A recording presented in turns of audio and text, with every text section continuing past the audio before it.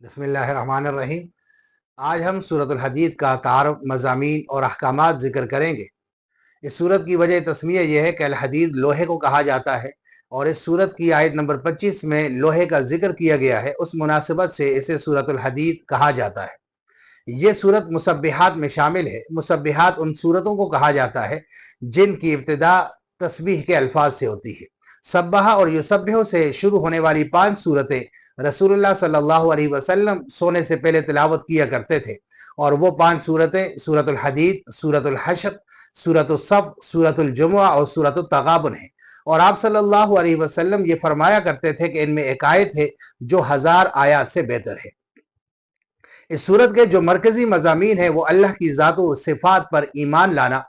अल्लाह के रास्ते में जिहाद और क़िताल करने की तरगीब देना, अल्लाह के रास्ते में माल खर्च करने की तरगीब देना और आखिरत की दुनिया पर तरजीह को साबित करना, ये इसके मरकजी मज़ामीन में शामिल है। इसका जो ज़माना नुज़ूल है वो ग़ज़वा उहद के बाद शुरू होता है और फ़तह मक्का तक इस सूरत का नुज़ूल हुआ है। अलबत्ता कुछ आयात ऐसी भी हैं कि जो फ़तह मक्का के बाद नाजिल हुई है। सूरत बुनियादी तौर पे मुसलमानों को मुत्तहिद होकर इस्तिकामत के साथ काफिरों का मुकाबला करने के लिए अल्लाह ताला ने नाजिल की है कि ग़ज़वा उहद के बाद जब तमाम काफिर मुसलमानों के खिलाफ मुत्तहिद हो गए तो फिर अल्लाह ताला ने मुसलमानों को अपनी ज़ात व सिफ़ात का जिक्र करके ये बतलाया कि अल्लाह ताला पर अगर आप गैर मामूली यकीन रखें और अल्लाह के रास्ते में जानो माल लगाकर कुफर का मुकाबला करें तो आप सुरखरू होंगे और काफिर आपको कुछ नुकसान नहीं पहुंचा सकेंगे। उस हवाले से अल्लाह ताला ने माल खर्च करने का हुक्म दिया और कहा यह माल बुनियादी तौर पे अल्लाह ताला ने आपको दिया है और आपके पास जो माल पहुंचा है ये आपके अबाऊ अजदाद के पास से आया है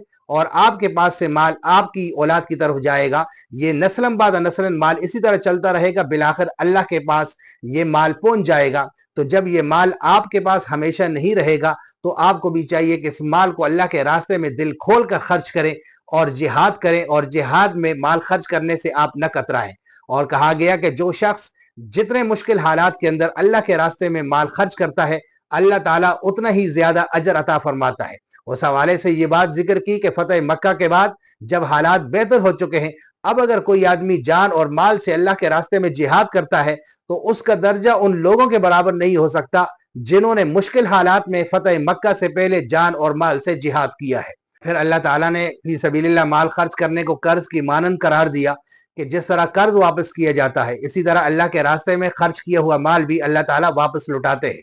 और फिर अल्लाह ताला ने मुनाफिकीन को मुतनब्बिह किया कि आप अपने अहवाल को दुरुस्त करें, और उस हवाले से ये बात जिक्र की कि जो मुनाफिक आखिरत में जाएंगे वो मोमिनों के साथ होंगे जिस तरह दुनिया में साथ हैं, और मोमिन अपने नूरे ईमानी से जन्नत की तरफ जाएंगे। मुनाफिक भी उनके पीछे पीछे चलेंगे लेकिन इनके पास अपना नूरे ईमानी नहीं होगा। जब मोमिन आगे चले जाएंगे तो ये अंधेरे में रह जाएंगे और ये जहन्नम के मुस्तहिक बन जाएंगे। जो उनको बुलाते रहेंगे वो कहेंगे असल नूर तो दुनिया में ईमान का नूर था, आपके पास वो नूर नहीं, इसलिए आप जन्नत में नहीं जा सकते। और फिर अल्लाह ताला ने जिंदगी के मुख्तलिफ मराहिल को जिक्र किया कि बचपन में इंसान खेल कूद को पसंद करता है और जवानी में ज़ेब ज़ीनत को पसंद करता है और बुढ़ापे में माल और औलाद की कसरत पर फख्र करता है। लेकिन हर बाद वाले मरहले में अंदाजा होता है कि पहला मरहला जिसे हम जिंदगी का मकसद समझते थे उसकी कोई हैसियत नहीं थी। इसी तरह जब इंसान आखिरत में पहुंचेगा तो उसे मालूम होगा कि दुनिया की किसी भी ख्वाहिश या किसी भी मकसद की कोई अहमियत नहीं।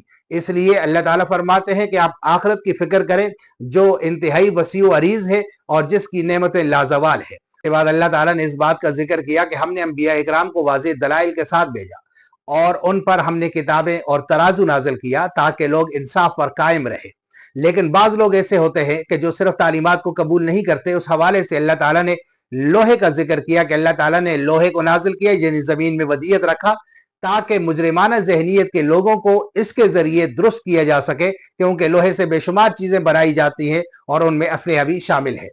और फिर अल्लाह ताला ने रहबानियत का जिक्र किया कि ईसाइयों ने रहबानियत का तरीका ईजाद किया था ताकि अल्लाह ताला को राजी रख सके। रहबानियत यह है कि दुनियावी ताल्लुकात को खत्म करके अल्लाह के दीन पर अमल करने के लिए गोशा नशीनी की जिंदगी गुजारी जाए, जंगलात में जाकर अल्लाह के दीन पर अमल किया जाए या खानकाहों में बैठकर अल्लाह के दीन पर अमल किया जाए। بنیادی طور پر یہ طریقہ عیسائیوں نے تب ایجاد کیا تھا جب ان پر سختی کی جاتی تھی اور دین پر عمل کرنے کی اجازت حکمرانوں کی جانب سے نہیں تھی، اس لیے وہ جنگلوں میں گئے یا خانقاہوں میں جا کر اپنے دین پر عمل کرنے لگے۔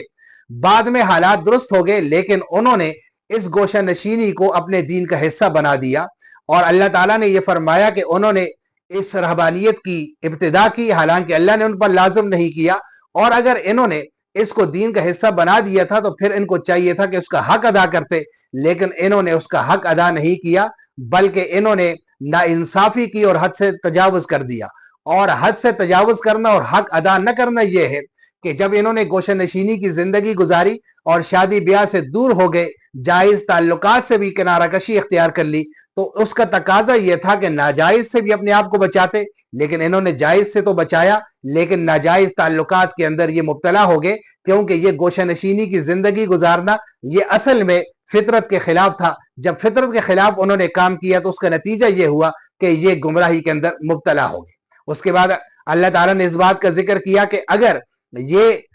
انبیاء کرام کی تعلیمات پر عمل کرتے ہوئے رسول اللہ صلی اللہ علیہ وسلم پر ایمان لائیں تو اللہ تعالیٰ ان کو دوہرا اجر عطا فرمائے گا۔ ایک اجر تو عطا فرمائے گا کہ حضرت عیسیٰ علیہ السلام پر یہ ایمان لائے، اور دوسرا اجر ان کو اللہ تعالیٰ عطا فرمائے گا کہ وہ رسول اللہ صلی اللہ علیہ وسلم پر ایمان لائے۔